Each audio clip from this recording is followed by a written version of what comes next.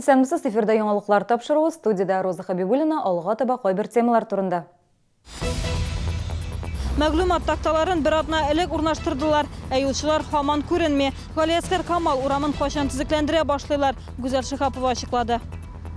Яңа шәһәрнең 4-нче комплексын төзекләндерү өчен 100 миллион сум акча тотачаклар. Шәһәрдә комплекслап төзекләндерүгә багышланган зур проект гамәлгә ашырылачак.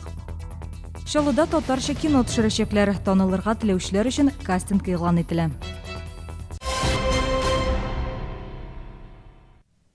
Галиәскәр Камал урамында түземсезлек белән юлчыларның килүен көтәләр. Урамда асфальтның иске катламын бер ай элек салдырдылар, яңасын һаман җәймәделәр. Узган атна ахырында машиналарны куймауны кисәтеп мәгълүмат такталары урнаштырдылар. Беренче көнне машина йөртүчеләр әлегә мөрәҗәгатькә колак салды, хәзер язуга ышанмый башланды. Ремонт эшләре кайчан башланыр, хәбәрчебез белән. Галиәскәр Камал урамындагы шыкыр-чакырга ел сайын зарландылар. Аларны һәр яз сайын диярлек ямап тордылар. Әмма монда төзекләндерүнең нәтиҗәсе озакка җитмәде. Быел исә юлны яңартуга керештеләр. Автомобиль юллары предприятиясе хезмәткәрләре юлның иске катламын салдырды. Шуннан соң озакка сузылган тәнәфес алды. Бу юллардан йөрергә җайсыз йөрүләр тындагылар. Ну здесь срезали же этот верхний слой. Ну неудобно уж, но ждем. Ну в данный момент, когда снятый асфальт, в принципе, неровно сняли асфальт, если даже снимали его. И все, в принципе, по ходовой тоже сильно бьет.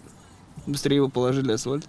Автомобиль юллары предприятиясының баш инженеры белдерүенчә, ремонт эшләр тыгыз булганга бераз тоткарланган. Хезмәткәрләр капиталь ремонт уздырылган белем бирү учреждениеләренә илтүче юлларында төзекләндергән. Галиәскәр Камал урамына бу атнада шимбә көнне киләчәкләр. Төзекләндерү иртәнге 6-да башлана. Машина йөртүчеләрен автомобильләрен юл кырыенда калдырмаска дип кисәтәләр. Запаркованные автомобили будут вывозиться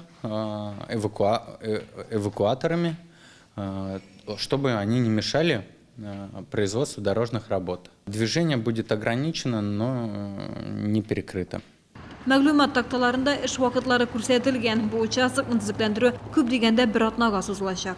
Гүзәл Шихапова, Сергей Вильданов, яңалыклар. Стоп линияны узган машиналарны юхуди инспекторлары гына туктатмыйча күзәтү камераларда төшерәчәк. Моның өчен юл чатларында фото һәм видео камералар урнаштырырга телиләр. Шундый тәкъдим белән юхуди башкарма комитетка мөрәҗәгать иткән. Без Сөембике һәм Вахитов проспектлары киселешендә машина йөртүчеләрнең стоп линиясын ничек узуын күзәттек. Кыска вакыт эчендә линия алдында туктамаганга 5-6 кагыйдә бузучы эләкте. Күбесе вакытында туктарга өлгермәдек ди. Әгәр бу урында камера булса, руль артында утыручыларга 800 сум күләмендә штраф түлисе булыр иде. Вот вы бы сейчас заплатили штраф. Как относитесь к такому нововведению? Положительно. Заплатили бы, все нормально. А зачем переехали линию? Не влазил. Вы не нарушаете. А сейчас почему заехали?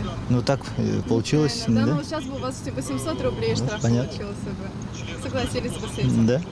Узган елгы статистик мәгълүматларга күз салсак, иң күп һәлакәтләр чатларда очрый. Мисал өчен Тынычлык һәм Автозавод проспектлары киселешендә 11 юл һәлакәте теркәлгән. Шуларның 6-сы машиналар бәрелүенә туры килә. Бу хәл бер машина йөртүченең чатны узарга өлгермәве, икенчесенең светофорның кызыл утында туктамавына бәйле. Мондый кагыйдә бозу очракларын инспекторлар үзләре генә контрольдә тотарга өлгерми.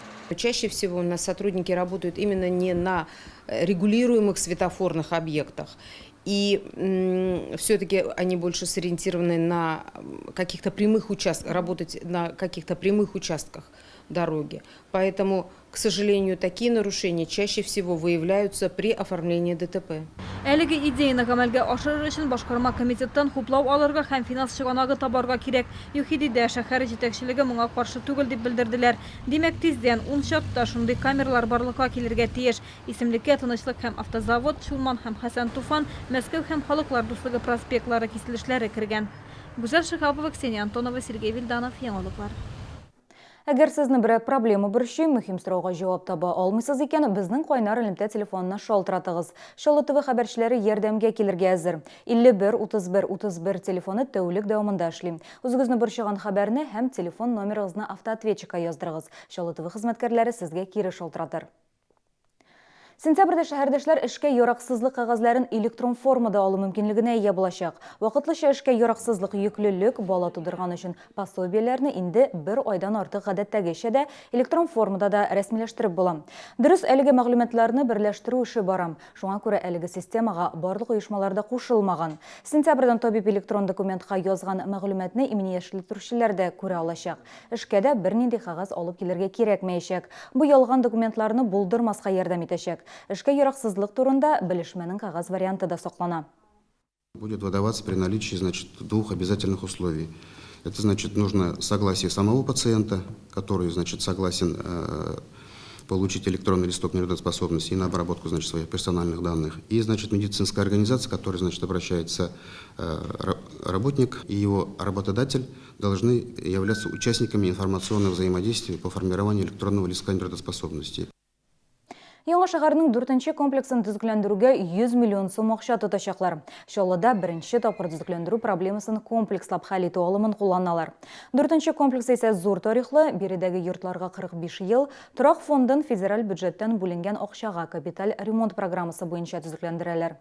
Әмма ишек алларына һәм юлларга һәрчак акча җитми. Ишек алдында балаларга да, пенсионерларга да, физик мөмкинлекләре чикләнгән кешеләргә дә уңайлы булырга тиеш. Архитекторлар төзекләндерү проекты буенча инде очрашулар уздыра башлады. Во дворах вообще все разбито. Это сейчас немножечко почистили, будут делать. Детских площадок очень мало. У нас вот эту, если сделают, это будет у нас самая большая площадка. А так во дворе ничего нет. Ну, старые элементы, которым уже по 40 лет и больше. Детская площадка будет рассчитана на все возраста детей, не только для малышей, но, значит, и средний подростковый возраст, и для детей чуть постарше. Особенное внимание, значит, уделим нашим спортсменам, футболистам. У нас очень много ребят, кто уходит в клуб «Гренада». Мы очень рады, если все это у нас получится, что это все будет. Наши дети будут рады. Вы понимаете, это же будет, я не знаю, это будет сказка, просто-напросто сказка. 19 августан Чаллы Ижевск шәһәр яны поездының расписаниесіне үзгәрешләр кертелә. Татарстан Республикасы транспорт һәм юл хуҗалыгы министрлыгы матбугат хезмәте хәбәр итүенчә, хезмәт күрсәтүдәге үзгәрешләр техник сәбәпләр белән бәйле.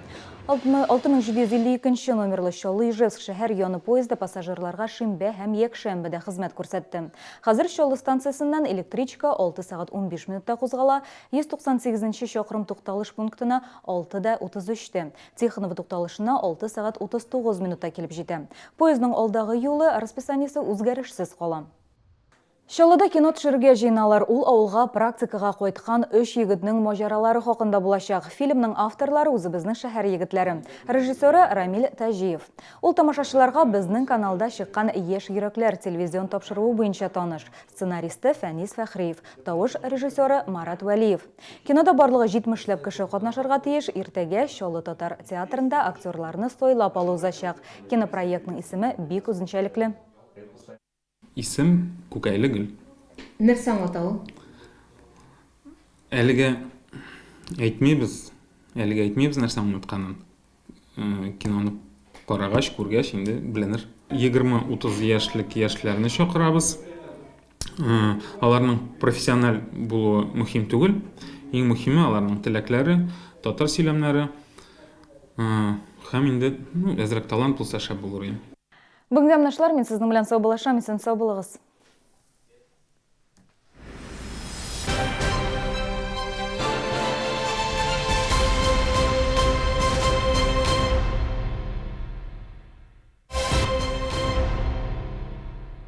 Внимание! Закон о рекламе запрещает говорить о самых низких ценах, но не запретит нам делать. Куртки, пальто, ветровки от 1000 рублей. Оптовые ярмарки России. В Набережных Челнах с 21 по 31 августа. Экспокама.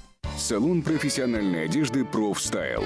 Это модная и комфортная одежда для работников медицины и сервиса. Салон «Профстайл». Ваш гид в профессиональной моде. Торгово-выставочный комплекс «Тулпар». 3-й этаж, павильон номер 2.